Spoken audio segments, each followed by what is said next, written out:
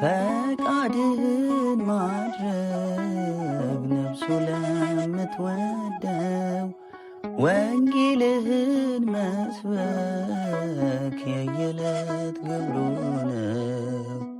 ሕጉ ለዘላለም ተጽፎ ይኖራል። በታላቅ ጉባኤ ጽድቅ ይነገራል። ቸር አገልጋይ ማን ነው?